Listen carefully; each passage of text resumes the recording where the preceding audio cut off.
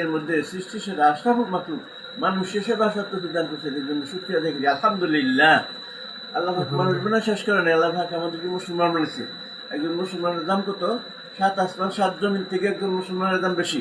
সেই মুসলমানের মধ্যে আবার অনেক মানুষ এরকম ঘরে নামাজ পড়ে, এরকম মসজিদে যেতে পারে না, হ্যাঁ, এরকম এলেম নাই, আমল নাই, আখলাক নাই, চরিত্র নাই। আল্লাহ পাক আমাদেরকে দুনিয়াতে পাঠাইছে আল্লাহর ইবাদতের জন্য। আল্লাহ পাক আমাদেরকে জানাই দিতেছে যে আমরা এরকম জানতে পারি যে যিনি আমাদেরকে বানাইছেন তিনি কে, পরিচয় কি তার? করেছিল যিনি ছিলেন, যিনি আছেন, যিনি থাকবেন, ইনি আমাদের বানানোলা। ওনারই মানে আবাদত করতে হবে। হ্যাঁ, তো দাওয়াতের মেহনতের দ্বারা ইমান শুদ্ধ হবে, সুসের দ্বারা নামাজ শুদ্ধ হবে, আর মোরাকাবার দ্বারা অজু শুদ্ধ হবে।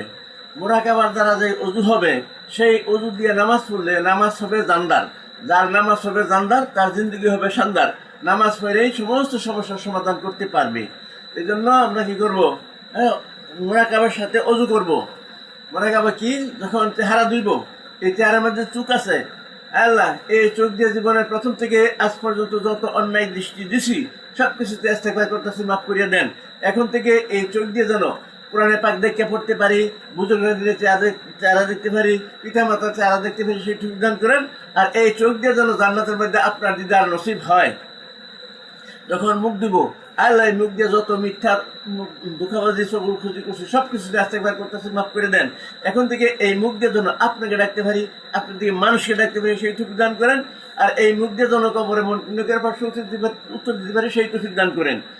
আর যখন আমরা হাত দিব, আল্লাহ হাত দিয়ে যত গুনাহ করছি সমস্ত গুনাহ থেকে ইস্তেগফার করতেছি, মাফ করে দেন।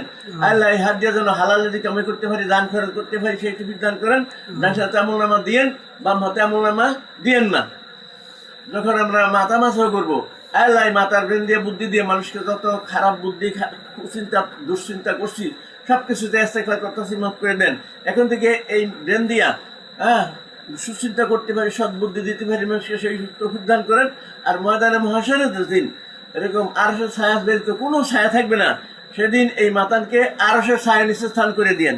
আর যখন গার মাছেও করবো, আল্লাহ ঘাট তারামে কেটে অনেক গুণা করে ফেলেছি, সমস্ত গুণার থেকে ইস্তেগফার করতেছি, মাফ করে দেন।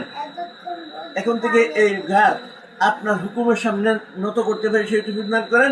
আর ময়দানে মহাশরে যেদিন সমস্ত